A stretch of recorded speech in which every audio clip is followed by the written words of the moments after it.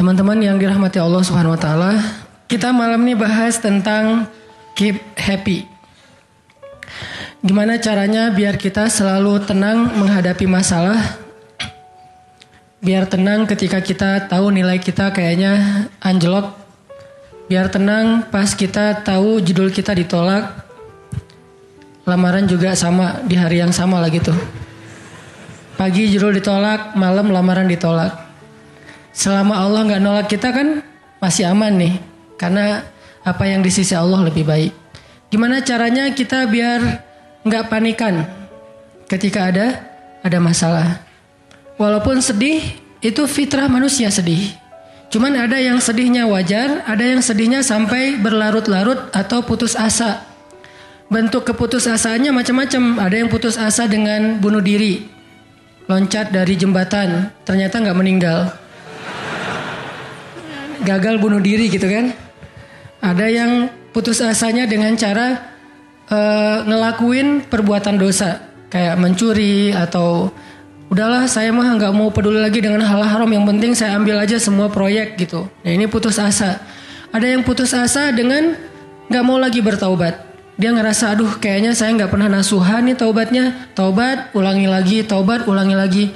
Kenapa kita berputus asa minta ampun ke Allah? Padahal Allah gak pernah putus asa mengampuni kita, kan aneh nih.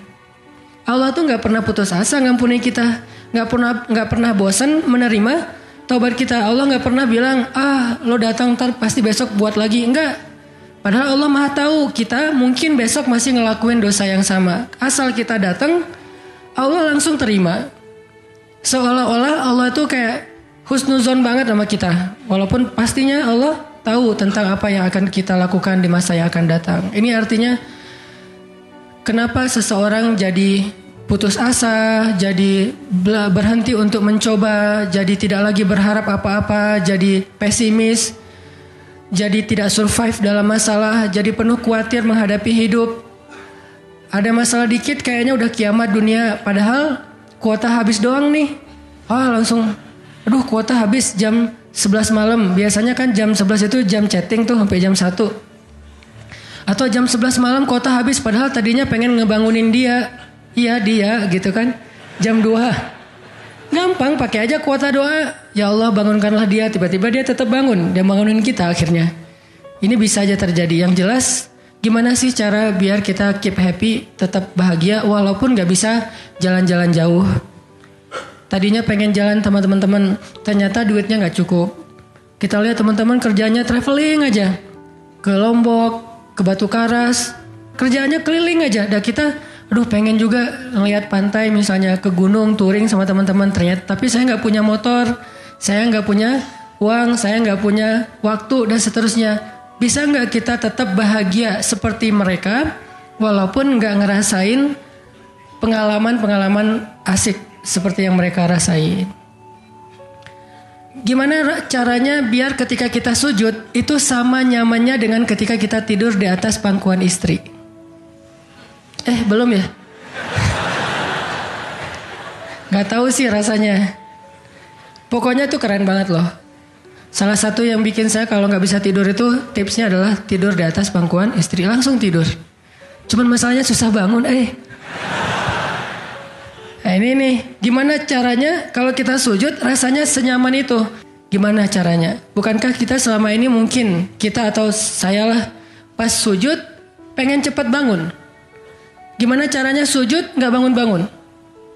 Pas kita sujud, pengen lama gitu sujudnya teh. Terutama kalau sholat sendiri. Kalau sholat jamaah memang gak boleh. Kenapa? Karena hajat orang beda-beda. Nabi kalau sholat jamaah mah standar-standar aja. Tapi giliran sholat sendiri, itu sampai orang kewalahan ngikutin Nabi. Dan itu bukan cuma Nabi, sahabat juga kayak gitu. Siti Aisyah, istri Nabi tuh. Siti Aisyah itu pernah sholat duha kurang lebih 4 jam. Itu cuma baca 1 ayat doang loh. Famanallahu alaina wa waqana adzabas samum. Dia baca sendiri, agak keras karena dia di dalam rumah sendiri. Lewat seorang sahabat lewatin rumah Aisyah mau ke pasar, mendengar Aisyah lagi sholat. Famanallahu alaina wa waqana adzabas samum. Nangis. Akhirnya sahabat ini pergi ke pasar. Dia belanja segala macam, balik lewat lagi rumah Aisyah. Setelah kurang lebih 2 jam. Pas dia lewat lagi rumah Aisyah, dia masih mendengar Aisyah membaca kalimat Famanallahu alaina wa waqana adzabas samum. Nangis lagi. Jadi 1 rakaat dengan 1 ayat itu bisa 2 jam, 3 jam yang dilakukan oleh para sahabat. Kenapa kok betah banget? Sama kayak kita betah banget nonton film, dan betah banget dengerin musik kesukaan kita, diulang-ulang lagu yang sama kan ya. Mungkin 1 lagu itu durasinya sebutlah 2,5 menit, 2,5 menit. Tapi diulang-ulang bisa sampai setengah jam mendengar lagu yang sama. Bukan 1 album, 1 lagu. Kenapa kita betah? Nah, gimana caranya kita juga dapat kebetahan kayak gitu ketika dengerin bacaan Al-Quran. Ketika kita membaca Al-Quran sendiri. Ketika kita sholat. Sampai ada istri Nabi sholat sambil ngikat badannya di dinding. Jadi dia bikin tali ke dinding gitu. Terus dia ikat badannya. Sehingga kalau dia udah gak kuat lagi, dia bersandar dengan ikatan tali di badannya. Saking lamanya berdiri sholat. Coba bayangin, berarti kan semalaman tuh. Kalau udah gak kuat, dia berdiri itu sambil badannya keikat di tali. Dan Nabi melihat itu menangis karena melihat kesungguh-sungguhan para sahabat dan sahabiat dalam beribadah kepada Allah. Dan itu bukan paksaan siapapun. Nabi gak pernah maksa kayak gitu. Mereka sendiri berinisiatif. Jadi tutorialnya dibikin sendiri gitu. Saya sholat kalau malam-malam kayak gini jadi agak gak kuat, atau saya lagi sakit nih, lagi lemes nih, lagi kurang makan. Ya udah deh, agar tetap bisa berdiri, dia ikat tali, dia ikat ke badannya, terus berdirinya kayak orang-orang setengah sadar gitu. Nah, ini menunjukkan ada kenikmatan yang luar biasa yang mereka dapetin ketika mereka dekat dengan Allah Subhanahu Wa Taala. Gimana sih caranya biar kita bisa kayak gitu? Gimana caranya kita entertain kita itu adalah zikrullah. Boleh-boleh aja kita entertainnya nonton film, dengerin musik-musik yang positif. Entertain kita mungkin chatting, entertain kita mungkin update status, entertain kita mungkin kepoin mantan misalnya. Boleh-boleh aja selama masih wajar. Tapi bisa nggak entertain kita yang lain itu zikrullah? Dengan mengingat Allah kita jadi terhibur gitu. Dan itu entertain luar biasa pahalanya. Gimana caranya? Ini yang kita pengen belajar malam ini. Sehingga kita bisa tetap happy walaupun dalam keadaan tadi akhir bulan, dalam keadaan habis diputusin, dalam keadaan ditolak, dalam keadaan bingung, galau, segala macam termasuk habis pulsa. Tetap bisa happy. Pas telepon, pulsa Anda tidak mencukupi. Masya Allah gitu. Senyum gitu ya. Bukan mana nih apa panik. Biasa aja. Nah, ini kita perlu belajar. Saya juga merasa butuh mempelajari lagi gimana caranya biar bisa ngerasain itu. Dan nasihatnya bukan dari saya. Karena saya juga masih belajar, belum istiqomah amat nih. Tapi nasihatnya dari para ulama yang diambil dari ayat Al-Quran dan hadis-hadis Rasulullah SAW. Nah, sebelumnya coba kita perhatiin dulu kisah tentang ketenangan dengan mengingat Allah tuh kayak gimana. Salah satunya ada di surat At-Taubah yang terkenal. A'udzu billahi minasy syaithanir rajim. Illa tansuruhu faqad nasarahu Allah. إذ أخرجه الذين كفروا ثاني اثنين إذ هما في الغار إذ يقول لصاحبه لا تحزن إن الله معنا فأنزل الله سكينته عليه وأيده بجنود لم تروها وجعل كلمة الذين كفروا السفلى وكلمة الله هي العليا والله عزيز حكيم. Kalau kalian tidak menolongnya, maka sungguh Allah akan menolongnya. Seperti ketika orang-orang kafir mengeluarkan dia dari kota Mekah pada saat dia menjadi salah satu di antara 2 orang yang berdiam di dalam gua, yaitu Gua Thur. ketika ia berkata kepada sahabatnya yaitu Abu Bakar. Dia di sini siapa? Rasulullah SAW. Ketika dia berkata kepada sahabatnya, la tahzan, innallaha ma'ana. Janganlah kamu khawatir, bersedih, takut, itu sama. Sesungguhnya Allah bersama kita. Maka Allah Subhanahu wa taala menurunkan rasa ketenangan kepadanya dan menolongnya dengan tentara yang kalian tidak bisa melihat. Sehingga Allah menjadikan kalimat orang-orang kafir itu menjadi dikalahkan atau rendah. Dan kalimat Allah adalah kalimat yang tinggi. Dan Allah maha perkasa lagi maha bijaksana. Ini kan kata-kata yang paling populer ya. La tahzan, innallaha ma'ana. Tips pertama kalau kita pengen bisa lebih tetap tenang, happy ketika kita dalam tekanan adalah kita tuh memang harus punya sahabat yang selalu mengingatkan kita kepada Allah Subhanahu wa taala. Sahabat yang mengingatkan kita kepada Allah.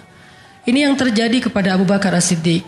Sekelas Abu Bakar yang imannya sampai ke derajat Siddiq, bukan cuma mukmin loh, Siddiqun. Kan ada mukmin, ada muttaqin, ada siddiqin. Ini udah derajatnya Siddiq. Arti Siddiq itu udah nggak ada lagi keraguan di hatinya.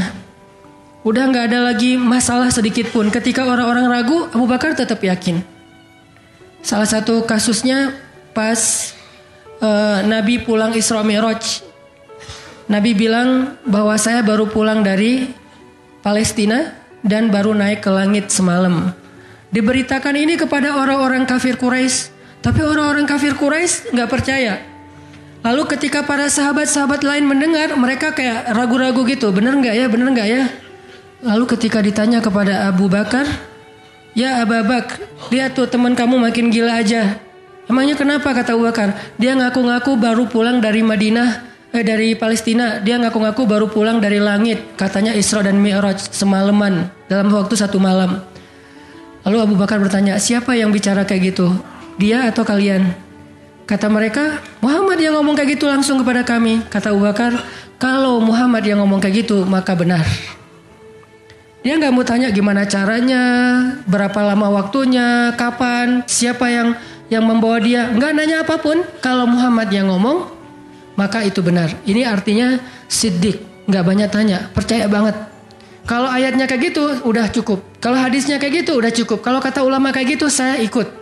Nggak ada kenapa kayak gini dan seterusnya, nggak. Ini menunjukkan Abu Bakar itu orang yang sangat luar biasa imannya. Tapi dia tetap manusia. Gimana pun imannya udah kuat, mantap, siddiq, ketika ada masalah, sifat dasar manusia itu keluar lagi, yaitu khauf, rasa khawatir, takut. Dan yang luar biasa, khawatir dan takutnya Abu Bakar itu bukan untuk keselamatan diri beliau. Abu Bakar itu khawatir terhadap keselamatan Rasulullah SAW. Jadi bukan keselamatan Abu Bakar. Kalau kita mungkin khawatir terhadap keselamatan diri sendiri nih. Kalau Abu Bakar derajatnya khawatir terhadap gimana ya Rasul, kalau mereka ngelihat ke bawah, ke kakinya, pasti kita akan ketahuan. Karena mereka sembunyi di sebuah lubang, nggak gua sih, kecil, lubang di bukit Jabal Sur. Dan orang-orang kafir Quraisy sudah datang ke lubang itu, berdiri tepat di pintu gua. Kalau mereka ngelihat ke bawah, udah ketahuan tuh, kelihatan Rasulullah sama Abu Bakar. Sehingga Abu Bakar berkata, ya Rasulullah, kalau mereka ngelihat kita sedikit aja ke bawah kaki mereka, mereka akan menemukan kita. Gimana ini ya Rasul? Saya khawatir terhadap keselamatanmu. Apa kata Nabi? Ya Abu Bakar, ma dhannuka bithnain, Allahu salisuhuma. Wahai Abu Bakar, kenapa kamu pikir kita cuma berdua? Allah yang ketiga di antara kita. Baru la tahzan, innallaha ma'ana. Jangan khawatir, Allah bersama kita. Kata-kata ini kalau diucapkan oleh orang solih, pada waktu yang tepat ketika kita ngalamin satu masalah besar, itu akan luar biasa memberikan efek ketenangan buat kita. Tapi waktu yang tepat. Kalau normal-normal aja kayaknya agak kurang ngaruh nih. Makanya kata-kata kayak gini itu timingnya tuh harus pas. Dan yang mengatakan orang yang memang punya aura kesolehan yang luar biasa. Sekelas Rasulullah kurang apa? Itulah sebabnya kenapa kita harus punya banyak, atau setidaknya kita punya seorang sahabat, seorang teman yang solih, yang sering mengingatkan kita. Minimal istri. Kenapa? Karena kalau kita galau dalam urusan kerjaan, nanti pas kita pulang ke rumah, yang akan bilang la tahzan innallaha ma'ana adalah pasangan kita. Dengan nada yang lembut, dengan senyum yang khas, dengan dekapan yang mungkin penuh kasih sayang, itu benar-benar bisa bikin kita tenang. Gak tahu tenang karena kata-katanya atau dekapannya nih, enggak, saya juga bingung. Dua-duanya kali ya. Dia bilang la tahzan ya azizi. Panggilan buat suami bahasa Arabnya yang lembut tuh azizi. Bukan al-aziz ya. Al-aziz mah nama orang. La tahzan ya azizi atau ya habibi atau ya albi. Albi itu artinya jantungku. Jangan dipakai deh, biar saya aja yang pakai itu. La tahzan. Jadi misalnya kayak suami galau tentang kerjaan. Mah, papa lagi galau nih. Kenapa, Pak? Di kantor itu kemarin kita ada tawaran proyek. Cuman proyeknya kayaknya cara untuk ngedapetin proyek itu cara-caranya tuh agak-agak kurang baik gitu. Ada suap segala macam. Tapi itu proyeknya untung besar loh mah. Nah kalau kita nggak suap kita nggak akan dapat proyek itu. Ini gimana nih mah? Diambil nggak? Kan galau nih. Udah istikharah belum mantap nih hatinya. Istrinya yang bilang, Papa Allah yang kasih kita rezeki. Kalau papa ninggalin sesuatu karena Allah, Allah akan ganti dengan yang lebih baik. Pasti dari booster ya mah. Nyontek gitu ya. Nah, kalau dia ngomong kayak gitu kan jadi mantep nih. Kayak saya juga pernah ngerasain lagi kayak sedih gitu, lagi galau karena satu urusan. Istri mengatakan udah serahin aja sama Allah. Kan jadi mantap kan hatinya. Hal-hal yang kayak gini nih. Kalau belum punya pasangan, temen. Sehingga Nabi mengatakan almar'u ala dini khalilih. Seseorang itu bergantung loh kepada tingkat kesolehan temannya. Kalau temannya soleh, insya Allah dia akan terjaga oleh teman itu ketika dinasihati, diingatkan. Saya aja ngerasa banget yang kayak gitu. Ada masa-masa ketika saya kayak futur. Futur itu teman-teman artinya lagi lemah imannya. Mungkin banyak lalai, banyak main, sedikit manfaat. Walaupun ada juga banyak main, banyak manfaat. Itu mah tagline entah siapa akunnya gitu. Lagi futur nih ya, lagi futur. Lemah, ngerasa bangun tahajud kayak susah gitu. Ke masjid males, zikir gak khusyuk, tilawah Al-Quran gampang ngantuk. Jalan sama seorang teman saya yang dia bukan ustadz sama sekali. Bahkan dia ngakunya belajar ke saya. Gak tahu benar apa enggak. Yang sejatinya mungkin saya belajar ke dia. Lagi jalan, setelin tilawah Al-Quran. Yang baca saya lagi tuh. CD tilawah Al-Quran saya. Saya kan gak pernah mendengar CD sendiri. Pas diputerin itu siapa? Lah itu Ustadz. Oh ya. Baca surat Al-Mulk. Tabarakalladzi biyadihil mulku wa huwa ala kulli syai'in qadir. Pas sampai di ayat-ayat tentang jahanam, tentang neraka, tentang walaqad zayyana sama ad-dunya bimasabih dan seterusnya, dia nangis. Dia nyetir nih, dia nangis. Saya ketika ngelihat dia nangis, saya dapat hidayah. Jadi saya dapat hidayah bukan hanya dengan mendengar bacaan itu, tetapi karena dikondisikan oleh seorang teman, saya ngerasa, Masya Allah ya, dia yang dengerin bacaan saya bisa nangis. Saya dengerin diri saya sendiri, nggak nangis. Kan ada masalah nih. Akhirnya saya jadi insaf itu kemudian istighfar, astagfirullah Allah saya kayak ada masalah nih. Mulai belajar dari dia, Pak, gimana sih kok bisa kayak gitu? Ustadz kan lebih tahu ilmunya mungkin, tapi kalau pengalamannya Bapak pasti lebih tahu. Rahasianya apa? Ternyata rahasianya emang dia orang yang nggak pernah dengar yang lain selain mendengar bacaan Al-Quran. Jadi buat dia bacaan Al-Quran itu benar-benar entertain buat dia. Oh berarti kita harus lebih banyakin lagi dengerin Al-Quran. Kalau kita dengar musik sekali berarti dengar Qurannya 3 kali harusnya. Baru masih agak-agak proporsional nih. Sehingga gampang kesentuh. Hatinya itu mudah. Tapi pelajarannya tetap teman yang ngebawa kita kepada sesuatu. Ternyata triknya pertama mengingat Allah itu kan bukan cuma menyebutkan Allah. Tapi ketika kita sedang dalam keadaan bingung, khawatir, galau, sedih, tertekan, panik, tiba-tiba teman kita mengingatkan kita kepada Allah dengan bahasa yang sederhana. Kalau bahasa sederhananya Al-Quran, la tahzan, innallaha ma'ana. Dan itu boleh diterjemahin ke bahasa yang lebih sederhana versi kita. Karena itu bahasa Al-Quran yang mungkin buat sebagian orang gak dapat nih. Karena mungkin gak paham bahasa Arab. Jadi kalau teman kita lagi sedih jangan bilang, la tahzan dong, innallaha ma'ana. Apaan tuh lu baca Quran gitu ya. Gak ngerti kan dia. Kita bisa terjemahin, udah tenang aja Allah yang bantu. Tenang aja Allah yang beresin. Tenang aja serahin aja kepada Allah. Allah itu sebaik-baik kita nyerahin sesuatu. Ngomong kayak gitu tuh kena. Kalau timingnya pas kita lagi ngalamin satu masalah. Terutama masalah-masalah kayak masalah rezeki itu paling bikin kita sering panik. Kehilangan sesuatu, ditipu orang segala macam. Kita bilang, udah gak apa-apa, nanti Allah ganti yang dengan yang lebih baik. Allah yang ganti gitu. Allah yang ganti. Tenang tuh jadinya. Karena kita sedang mengetuk kembali imannya di saat dia sedang butuh-butuhnya iman itu. Dan itu butuh teman yang bisa mengingatkan kita. Sehingga Nabi bilang, ciri-ciri teman yang baik itu adalah kalau kita ketemu dia bikin kita sering ingat Allah. Dia bikin kita sering ingat Allah. Coba teman-teman renungkan nih, coba dihitung-hitung. Kita kalau ketemu teman ngomongin dunia berapa sering? Terus ngomongin Allah berapa sering? Kan jarang banget kita ketemu teman ngomongin tentang Allah kan? Dan kayaknya gak tahu juga bahannya mau ngomongin apa tentang Allah. Kita ngomongin tentang Allah yuk. Ngomongin tentang Allah, apaan tuh? Kan bingung dia tuh. Maksud lo qul huwallahu ahad gitu. Atau ayat kursi. Berarti kita belum terbiasa bicara tentang Allah. Nah ini yang harus kita coba latih pelan-pelan nih. Kita lihai banget nih. Bisa smooth banget masuk ke tema tentang dunia. Bisa ganti-ganti topik. Dan semuanya tentang dunia. Tentang kuliner, tentang kerjaan, tentang jodoh, tentang kuliah, tentang pendidikan, tentang apapun. Tentang teman. Bisa dengan mudah dan seru gitu ngomongin tentang dunia teh. Dan itu bukan sesuatu yang dilarang memang. Cuman kok nggak seimbang kita ngomongin tentang Allah Subhanahu Wa Taala? Coba kita belajar cari teman yang udah sefrekuensi dulu. Arti sefrekuensi bukan sama-sama udah baik, sama-sama udah niat pengen memperbaiki diri, sama-sama udah punya tekad kita pengen hijrah nih. Lagi-lagi bukan merasa diri kita lebih baik dari orang lain, tapi yang udah sefaham supaya nggak banyak perdebatan. Ajak dia ngobrol tentang Allah pelan-pelan dan secara bertahap, gak bisa langsung ngejos. Gak bisa langsung, coba lo sebutin rububiyah asma Allah yang 99 apa aja. Itu mah cerdas cermat ya.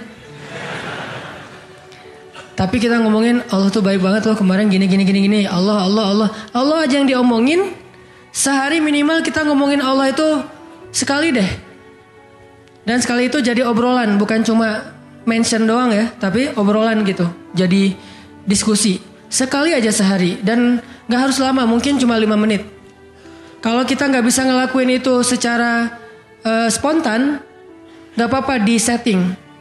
Kita ketemu sama teman kita bikin kayak program gitu. Kita kalau ketemu pokoknya harus sekali sehari ngomongin tentang kebesaran Allah. Coba digituin. Makin sering itu makin akan nanemin satu belief faith di dalam hati kita. Sehingga ketika nanti kita ada masalah diketuk rasa iman itu cepat baliknya. Berarti kita harus cari teman yang mau menasihati kita, bicara bareng kita tentang kebesaran Allah. Dan itu yang dilakukan Nabi Musa dengan Nabi Harun ketika berdakwah yang Allah sebutin di surat Toha. Nabi Musa mau berdakwah kepada Firaun, minta teman supaya bisa mengingat Allah ketika lagi dalam keadaan marah. Soalnya Musa tahu, Musa itu orangnya marah. Kalau udah marah ngeri. Harun orangnya kalem, woles. Sehingga butuh seseorang yang bisa menahan amarah dan emosinya Musa. Sehingga kata Musa, ya Allah beri saya seorang teman yang bisa mendampingi saya dalam dakwah, yaitu Harun. Kay nusabbihaka katsira wa nadhkuraka katsira. Supaya kami sering bisa mengingat engkau. Artinya kalau Musa sendiri marah, lupa sama Allah. Tapi kalau ada Harun, Musa istighfar, astagfirullahaladzim gitu. Begitu juga nabi kecil. Ada 2 orang nabi kecil sepupuan. Siapa dia? Isa dan Yahya. Nabi Isa dengan Nabi Yahya. Anak kecil 2 orang nih. Dua-duanya keren. Dua-duanya soleh. Dua-duanya ganteng. Dua-duanya idola. Selebgram lah di masanya. Pokoknya luar biasa nih 2 orang cowok. Anak usia, kalau gak salah Yahya waktu itu umurnya udah sekitar 10 tahun. Isa baru lahir, berarti beda 10 tahun. Pas mereka ABG, Beda 10 tahun tapi nyambung ngobrolnya. Pas mereka jalan kemana-mana berdua tuh. Yang satu orangnya gampang tersentuh, nangis, yaitu Yahya. Yang satu lagi orangnya tegas, yaitu Isa. Sehingga kalau Isa lagi marah, Yahya yang mengingatkan Isa, tenang. Akhirnya tenang. Pas Yahya terlalu kayak baper gitu, aduh kasihan. Yahya itu kan orangnya kasihan, gampang kasihan, sehingga jadi agak-agak kurang tegas. Kata Isa, nggak bisa gitu dong. Akhirnya diingatkan. Nah ini pentingnya teman. Nabi aja butuh teman. Kalau kita mau kepo dikit nih, kenapa sih Rasulullah memilih Abu Bakar untuk nemenin hijrah? Kenapa nggak Umar gitu? Supaya aman. Hijrah bareng Umar, siapa yang berani ngejar coba? Umar berdiri depan Ka'bah. Ya ayuhan nas, ya ma'syara Quraisy, wahai manusia, wahai orang Quraisy, fa'lamu anni muhajir. Ketahuilah saya pengen hijrah, kata Umar. Siapa yang pengen istrinya jadi janda, anaknya jadi yatim, tunggu saya di balik bukit itu. Ada yang berani? Diam semuanya. Coba Rasul kalau hijrah bareng Umar, enak kan? Wahai orang-orang Quraisy, wahai manusia, saya sama Rasul nih mau hijrah. Siapa yang berani nunggu saya di balik bukit itu? Kalau enggak dia akan hilang kepalanya. Enggak ada yang berani kan? Kenapa Rasulullah milih orang yang lemah seperti Abu Bakar? Udah kurus, lemah, dan kaumnya kabilah yang lemah. Bani Taim.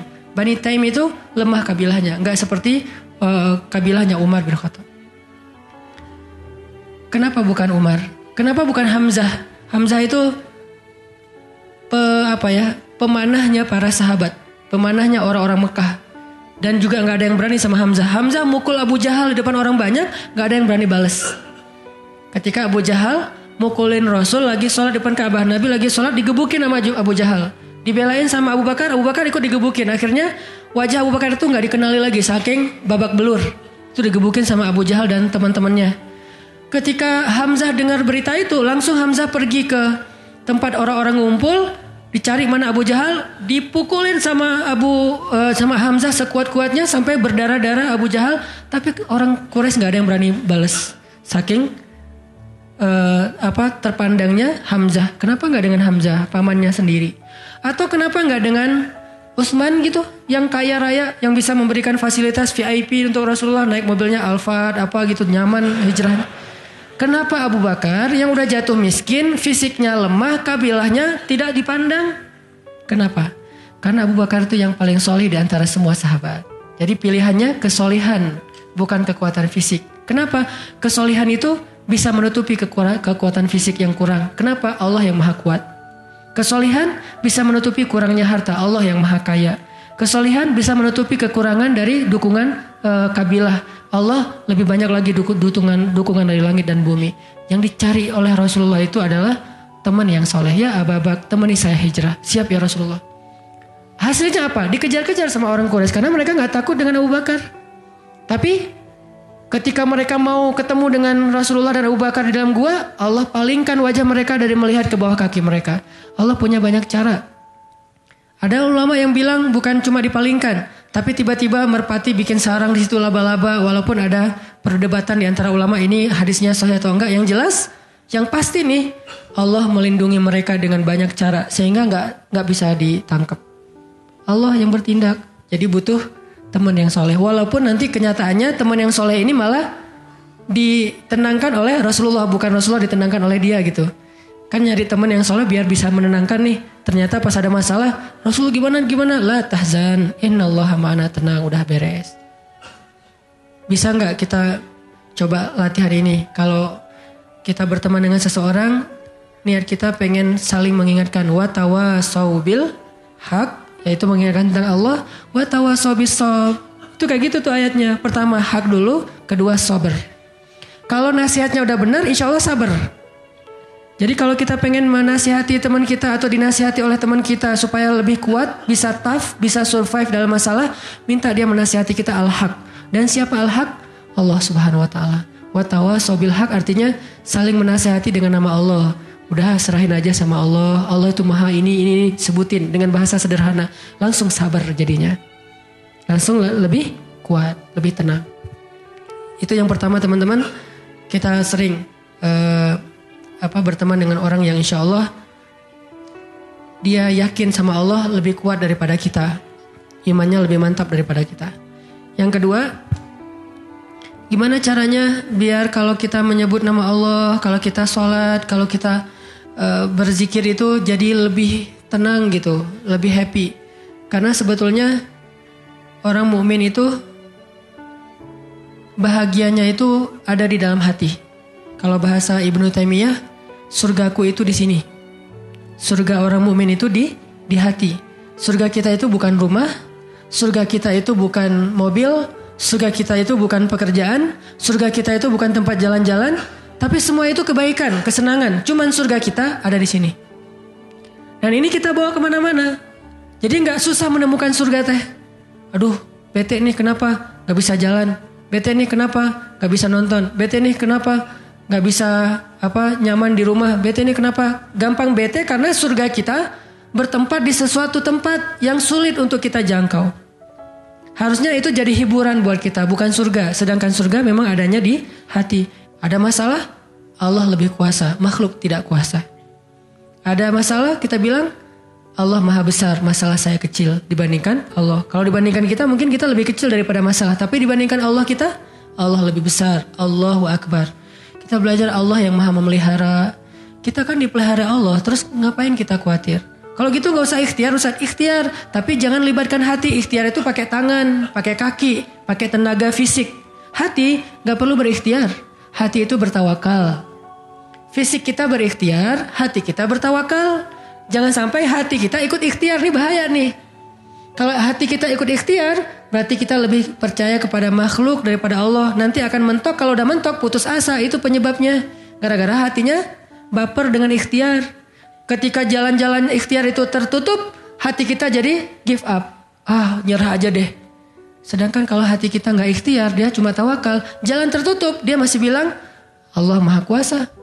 Ala kulli syai'in qadir. Segala sesuatu Allah maha bisa. Gak mungkin gak bisa. Tetap. Makanya jangan ikhtiar pakai hati. Ikhtiar pakai tenaga. Hati tawakal babnya.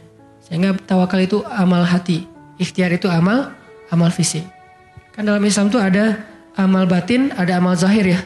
Amal batin hati, amal zahir fisik kita.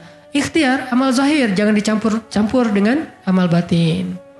Coba teman-teman buka deh surat Hud, surat 11.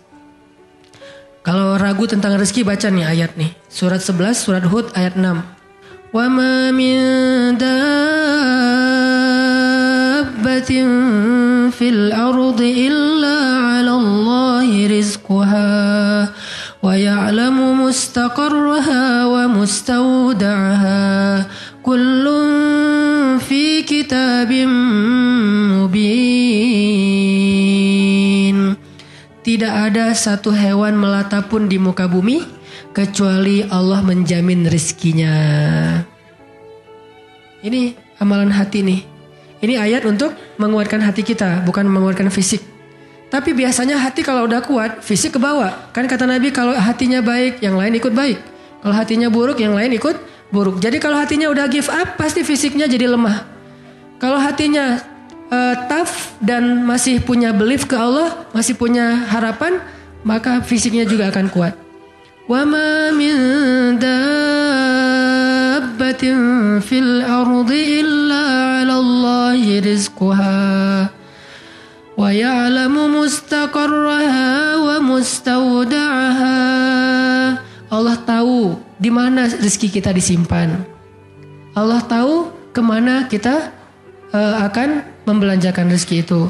Semuanya tertulis di dalam kitab yang jelas. Allah yang tahu. Allah yang menjamin. Gak ada yang gak dijamin rezekinya. Makanya saya pernah cerita tuh dulu di mall sebelah. Saya sama istri habis kajian di sini atau sebelum kajian di sini, sebelum maghrib sempat mau belanja dulu. Belanja di supermarketnya di bawah, lantai bawah. Dari lobi kita mau ke bawah itu cari eskalator kan ya. Belok kanan cari eskalator. Ternyata salah ngambil jalan. Kita habis belok kanan langsung belok kiri. Harusnya kalau belok kanan lagi sekali lagi langsung eskalator turun tuh. Pas karena kita belok kiri, akhirnya kita muter. Gara-gara muter ngelewatlah sebuah stand baju kaos yang lagi diskon. Wih, diskon 50%. Akhirnya saya sama istri masuk. Ternyata lucu-lucu juga buat anak gitu. Alhamdulillah akhirnya kita beli 2 helai. Baru setelah itu kita jalan lagi cuma beberapa meter masuk eskalator turun. Siapa yang telah menggerakkan kaki saya sampai salah jalan? Sehingga saya harus muter dan akhirnya masuk ke stand itu. Alallahi rizquha. Allah yang menjamin rezeki. Kayak gitu cara Allah menskenariokan. Kalau saya ngambil jalan kanan mungkin saya gak akan masuk ke toko itu. Berhubung saya ngambil jalan kiri akhirnya muter, masuklah ke toko itu. Allah punya banyak cara. Kenapa kita khawatir dengan stand orang lain yang mungkin lebih dekat ke pintu, lebih dekat kepada stage yang di tengah kalau bikin event segala macam. Kenapa? Kita udah ikhtiar dapatnya cuma ini. Kayak lagi ada event kayak festival gitu, kayak ada bazar, kita punya banyak stand. Stand kuliner kita paling pojok dekat toilet. Stand kuliner teman-teman kita tuh paling depan. Dan di situ stage banyak acara tausiah segala macam. Oh, kayaknya di situ lebih laku. Belum tentu juga. Bisa jadi pada waktu itu banyak orang yang sakit perut atau apa akhirnya ya lewat. Aduh, ini kayak seru juga nih di sini nih, makan di sini. Gak usah jauh-jauh sambil nunggu makan. Allah yang punya cara. Saya kan pernah cerita kesasar sampai ke Cirebon. Kenapa kesasar? Ada suatu hari Minggu kayak lagu. Ada satu hari Minggu nih. Bingung kita pengen keluar sama keluarga sama anak-anak. Kita keluar yuk. Saya bilang ke anak-anak, "Hayo," kata anak-anak. "Kemana?" Ke Kota Baru aja. Di situ kan ada jam matahari tuh. Kita lihat jam matahari. Hayo naik mobil masuk tol nih. Pas sudah masuk tol Paster berubah pikiran. Terlalu dekat nggak berasa liburan ya. Ya. Terus mau kemana? Ke Jakarta aja yuk. Ke Ancol. Ada pantainya. Oh ayo ke Dufan. Jalan akhirnya nggak jadi belok pada larang lurus. Niatnya ke Ancol. Sebelum Cikampek berubah lagi pikiran. Ancol mah pantainya gitu-gitu aja ya, udah pernah ya. Terus gimana dong, cari pantai baru deh yang di daerah Indramayu, Cirebon gitu. Siapa tahu ada yang lebih bagus yang masih virgin. Boleh, keluarlah Cikampek. Waktu itu belum ada tol Cipali ya. Keluar Cikampek, akhirnya nyisir Subang, Indramayu, nggak dapat pantai yang kita nyaman nih. Berhenti sebentar, nggak nyaman ini banyak sampah. Akhirnya jalan lagi. Sampai dari pagi keluar asar makan empal gentong di Cirebon. Siapa yang mendatangkan saya ke warung empal gentong itu? Pas kita masuk orangnya bahagia banget gitu. Kelihatan kalau dari pagi itu belum ada yang datang, belum ada pelanggan, sepi warungnya. Karena tempat parkirnya agak nyaman, langsung parkir di situ, makan empal gentong dan ternyata enak, kita bungkus. Orangnya tuh alhamdulillah nih datang dari pagi belum ada yang datang. Senang gitu. Dan saya bilang, "Pak, tahu nggak saya dari mana?" "Dari mana?" "Dari Bandung." "Mau kemana emang?" "Nggak kemana-mana." Muter. Jadi kita cuman dari Bandung cuma pengen makan empal gentong di Cirebon ujung-ujungnya. Pulang sampai ke Bandung jam 10 malam macet lagi tuh di Sumedang karena ada perbaikan jalan. Cuma pengen makan empal gentong, ngasih rezeki ke orang di Cirebon. Kayak gitu banget tuh caranya tuh, coba lihat cara Allah. Oh, yakin nih sama Allah. Allah bisa banget ngedatangin. Kalau ini terjadi kepada orang lain, berarti kalau saya cari rezeki bisa juga caranya kayak gitu. Allah kan punya banyak cara. Cuman kadang-kadang atau seringnya kita nggak tahu cara itu, tahu hasilnya doang nih. Tiba-tiba dapat. Sesederhana itu kita berpikir, akhirnya sesederhana itulah syukur kita ke Allah. Kalau kita tahu gimana rumitnya rezeki itu datang ke kita, kita akan syukurnya lebih pasti tuh. Masya Allah ya, Allah ngedatangin rezeki ke saya tuh gitu-gitu amat. Sampai ada orang yang kesasar sekeluarga, bingung gitu. Tapi kan dia, kalau saya nggak cerita dia nggak akan tahu. Dia pikir cuma orang yang memang tinggal di Cirebon atau emang lagi jalan lewat kebetulan mampir. Artinya karena dia nggak tahu prosesnya, rasa syukurnya juga sederhana. Sama kayak kita nggak mensyukuri masakan istri kita kalau yang udah punya. Istri itu masak tuh rempong loh dari pagi, wah sampai ganti lagi. Kita nggak tahu ya, mungkin istri kita baru belajar masak, gagal 2 kali loh. Itu yang ketiga tuh, nggak enak pula. Udah gagal 2 kali. Dan kita pikir cuma masak sayur gini doang mah, sayur bening mah gampang. Kita kan gak tahu prosesnya. Sehingga apresiasi kita juga ya segitu-gitu aja. Kalau kita tahu prosesnya, walaupun cuma sayur bening sama telur ceplok, kita akan peluk istri kita, "Mah makasih banyak ya, Mama udah berkorban banget buat Papa. Mah hari ini makanan terenak sepanjang hidup Papa loh, Mah." Kenapa ngomong gitu? Karena tahu prosesnya. Gitu juga kita ke Allah. Karena kita gak tahu proses rezeki itu Allah setting sampai datang ke kantong kita. Kita kayak ya alhamdulillah gitu doang. Tapi kalau kita tahu Masya Allah ya Allah alhamdulillah atas semua nikmat yang kau berikan, puji-puji Allah. Artinya teman-teman kalau galau tentang rezeki dari Allah, tentang pekerjaan, tentang kuliah segala macam, termasuk tentang jodoh, coba baca ayat 6. Semua Allah yang jamin. Ini bab hati ya, lagi-lagi bab hati. Ikhtiar mah jalan aja terus, tapi hati Allahi rizquha, Allah yang menjamin. Itu baru jadi tenang nih mengingat Allah, tetap happy gimana-gimana juga. Dan ini ditaraddud, diulang-ulang. Coba diulang-ulang nih ayat nih. Jadikan salah satu ayat favorit. Kalau kita lagi galau langsung baca ayat ini berulang-ulang sendiri kalau bisa. Baca dulu terjemahannya, hafal. Kalau udah hafal terjemahannya, tinggal baca ayatnya berulang-ulang. Sebelum tidur mungkin kalau yang paling tenang. Kalau khawatir nggak bangun tahajud ya udah sebelum tidur baca. Wa ma min dabbatin fil ardi illa 'alallahi rizquha. Diulang. Itu beda banget loh rasanya. Belajar untuk mentafakuri kebesaran Allah sehingga kalau kita nanti ada masalah mengingat Allah lebih mantap. Jadi dua ya, satu teman, kedua sering-sering tafakur. Wa yatafakkaruna fi khalqis samawati wal ard. Tafakur. Dan sebetulnya teman-teman ya, kalau kita mau lebih persis nih, sholat duha itu ya, emang sholat tafakur sebetulnya.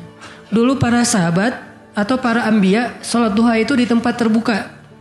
Di bukit, di kebun gitu. Sholat duha itu di tempat-tempat alam terbuka. Jadi benar-benar untuk tafakur alam. Sholat duha itu fungsinya untuk itu sebetulnya. Walaupun boleh banget dilakuin di dalam ruangan, di masjid, di rumah, di kantor. Boleh banget di kampus. Tapi kalau kita ada kesempatan sesekali, coba deh. Sengaja ngapain touring ke atas misalnya, ke Lembang, pengen duha.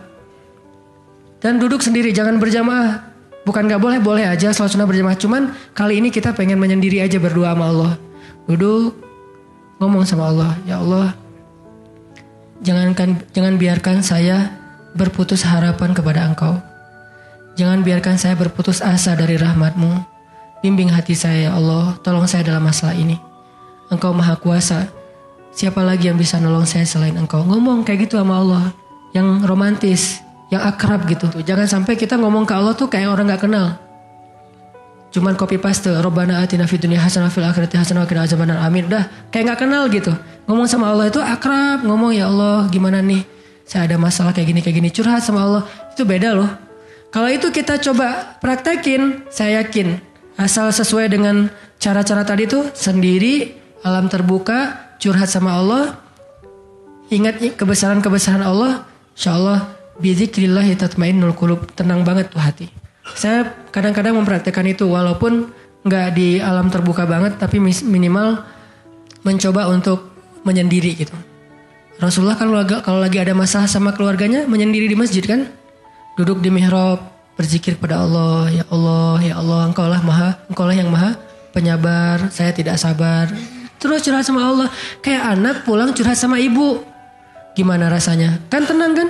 Kayak kita curhat sama teman, pasti beda. Cuma emang yang paling indah curhat sama ibu atau sama ibunya anak-anak. Itu beda banget tuh. Nah harusnya kita curhatnya ke Allah kayak gitu tuh. Tapi jangan bilang mah, tapi angkat tangan salah, bukan mah, ya Allah gitu. Allah dipanggil mah, jangan. Karena terlalu menjiwai pengen punya ya. Sadanan mah ngebully wae. Tapi benar loh teman-teman, saya tuh membuktikan kata Allah setengah agama itu benar. Agama itu rasanya hati kita itu kayak belum sempurna sebelum ada Dia. Jadi gimana pun solehnya tuh kayak ada yang kurang gitu. Apa ya yang kurangnya di hati saya ya? Apa ya? Ternyata namanya belum tertulis, nggak jelas juga namanya siapa gitu. Kalau udah ada itu beda banget. Curhat, ngobrol, jalan. Dan kalau dia orangnya soleh, pas lagi galau dia yang langsung mengingatkan kita. Kalau perlu dia yang membangunkan kita. Tahajud berdua yuk. Hayu tahajud berdua. Jangan panjang-panjang ya baca ayatnya. Ya siaplah. Kalau dia request kan siap ya, bacanya jangan panjang-panjang. Kalau teman-teman yang request, kalian mah juga baju hijrah aja udah kayak gitu. Lihat nih gua nih salat tahajud nih 15 juz. Luar biasa ya. Kalau istri biasanya lebih kasih sayang. Kasihan nih istri saya seharian capek nungguin sambil tidur-tiduran gitu. Nonton TV gitu, capek dia, kasihan seharian nonton TV teh. Itu teman-teman, mudah-mudahan kita bisa ngambil 2 trik tadi cara biar lebih tenang, happy. Kalau mengingat Allah, satu, memang butuh teman yang mengingatkan kita, bukan kita ingat sendiri. Yang kedua, banyak-banyak membaca, mentafakuri, mikirin tentang Allah itu emang maha kuasa. Salah satu materinya surat Hud ayat 6 tadi tuh. Makin kita yakin sama Allah, begitu kita ingat Allah, itu makin lebih ngaruh ke hati kita. Tapi kalau kita nyebut nama Allah nggak yakin, cuma insya Allah, ya Allah, subhanallah, masya Allah, nggak ngaruh, cuman zikir doang, cuman lisan, tapi tidak sampai ke hati.